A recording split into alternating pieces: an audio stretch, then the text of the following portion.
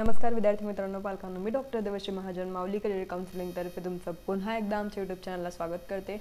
आणि आजचा आपला टॉपिक थोडा कन्फ्युजिंग राहणार आहे आणि जे पूर्ण विद्यार्थ्यांना व सर्व पालकांना डाउट्स होते ते सर्व आपण या व्हिडिओमध्ये क्लिअर करणार आहोत। तर मेनली आपला टॉपिक काय की उद्यापर्यंत आपल्याला BMS ची लास्ट जॉइनिंग डेट जी आहे ती दिली गेली आहे आणि उद्याच आपलं सिलेक्शन लिस्ट पण येणार आहे कसली ग्रुप ए ची म्हणजे MBBS BDS ची। तर आता उद्या रिझल्टची डेट आहे आणि इथं ग्रुप बी साठी आपली जॉइनिंगची लास्ट डेट आहे आणि ग्रुप बी साठी पण आपल्याला माहिती आहे की संध्याकाळी फक्त 5:30 वाजेपर्यंतच तुम्ही जॉइन करू शकतात। एक्झॅक्टली करावं काय? ज्या स्टुडंट्सला BDS ची वाट बघायची किंवा MBBS ची वाट बघायची पण त्यांनी बॅकअपमध्ये BMS ला पण ठेवलंय, BMS ला पण त्यांनी ॲडमिशन घेतली आहे, म्हणजे BMS ची त्यांनी सिलेक्शन लिस्ट बघितली, त्यात जर त्यांचा नंबर लागला असेल तर त्यांनी काय करावं? आता एकतर वाट बघावी MBBS BDS ची की त्यांनी BMS च्या ठिकाणी ॲडमिशन घेऊन टाकावी। ते सर्व आपण आजच्या व्हिडिओमध्ये डिस्कस करूयात। आता मेनली मी तुम्हाला एक मोस्ट इम्पॉर्टंट गोष्ट सांगते, ती म्हणजे काय की जर तुमचा स्कोर 470+ असेल तर तुम्ही MBBS ची नक्की वाट बघा। MBBS मध्ये तुमचं ॲडमिशन जे ते होऊन जाईल। प्रायव्हेटची गोष्ट चालू आहे, लिस्ट कट ऑफ काय तर 470+ जर तुमचं राहिलं तर राऊंड 3 मध्ये एवढ्या कमीपर्यंत कट ऑफ जो आहे तो जाऊ शकतो प्रायव्हेटचा। आणि जर तुमचा BDS साठी जो कट ऑफ आहे तो अराउंड 310 राहायला पाहिजे, म्हणजे लिस्ट कट ऑफ 310 पर्यंत जर 310+ जर तुमचे मार्क्स राहिले तर तो सेफ स्कोर आपण म्हणू शकतो BDS साठी। आणि MBBS साठी 470+ आपण सेफ स्कोर जो आहे तो म्हणू शकतो। म्हणजे दोघींमधून जर तुम्हाला काही कोणता एक स्पेसिफिक कोर्स करायचा आहे तर तुम्हाला एवढे मार्क्स राहिलेच पाहिजे तरच तुम्ही राऊंड 3 चा सिलेक्शन लिस्टची वाट बघा, नाहीतर बघू नका, काहीच फायदा नाहीये। हे आपण डिस्कस करतोय कशाबद्दल? तर ओपन कॅटेगरी बद्दल। बाकीचे जर कॅटेगरीज वाले असतील तर त्यांना तर ऑब्वियसली याच्यावरतीच सेफ स्कोर जो आहे तो लागेल किंवा थोडंफार 2-3 मार्क कमी राहिले तरी चालतील। पण आपण डिस्कस करतोय मेनली ओपन कॅटेगरी बद्दल, म्हणजे सर्व गोष्टी जे ते सॉल्व होतील। तर हेच विद्यार्थी जे ते ग्रुप ए च्या काउन्सिलिंग मध्ये वाट बघा, ग्रुप ए च्या सिलेक्शन लिस्ट साठी वाट बघा। आता खूप पालकांना काय शंका आहे की आम्ही काय करावं, ॲडमिशन करावं की थांबावं? आता जर उद्या इन केस लकीली आपली जी सिलेक्शन लिस्ट आहे MBBS BDS ची ती सकाळी आली तर आपल्याला काहीच प्रॉब्लेम नाही होणार।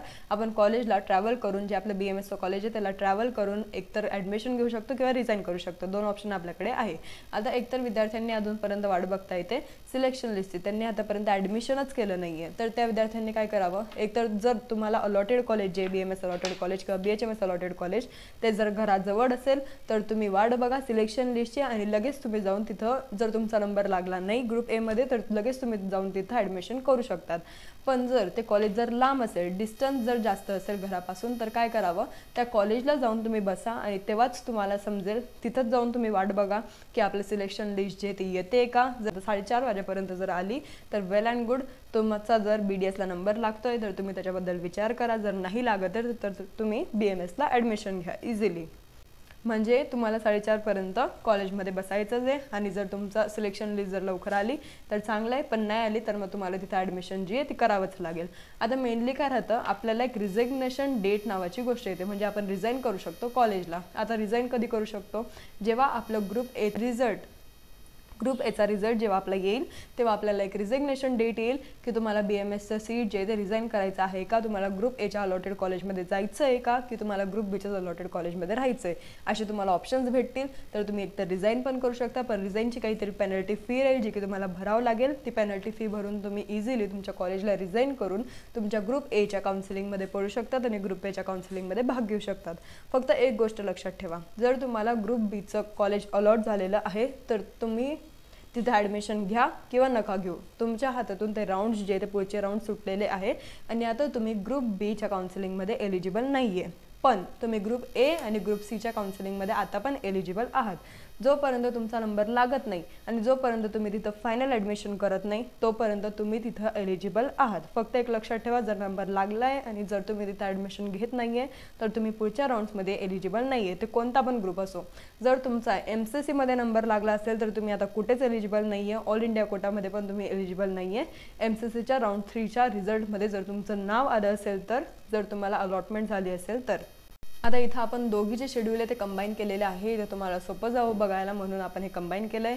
ही आहे आपली MBBS BDS ची लिस्ट, MBBS BDS चं रिवाइज शेड्यूल, याचं सिलेक्शन लिस्ट आपल्याला इथं दिसत आहे की याची सिलेक्शन लिस्ट जी आहे ती 30 तारखेला येणार आहे। आणि जर आपण तसंच BMS BHMS चं बघितलं तर BMS BHMS ची जी लास्ट जॉईनिंग डेट आहे ती आहे आपली 30 तारखेला. इथे 26 तारखेपासून ते 30 तारखेपर्यंत आपल्याला फिजिकल जॉईनिंग आणि फिलिंग ऑफ स्टेटस रिटेन्शन फॉर्मसाठी डेट दिली गेली होती, जिथं तुम्ही जाऊन तुमचे ओरिजिनल डॉक्युमेंट्स जे ते सबमिट करू शकत होते. उद्यापर्यंतच आपल्याला सायंकाळी 5:30 वाजेपर्यंतच वेळ दिली गेली आहे की तुम्ही ॲडमिशन जे ते तुमची करू शकतात. वेळ लक्षात घ्या, जर तुम्ही तिथं रात्री 7-8 वाजता गेले तर ते तुमचे ॲडमिशन करून देणार नाही, कारण तुम्ही ऑलरेडी वेळेच्या बाहेर आहात.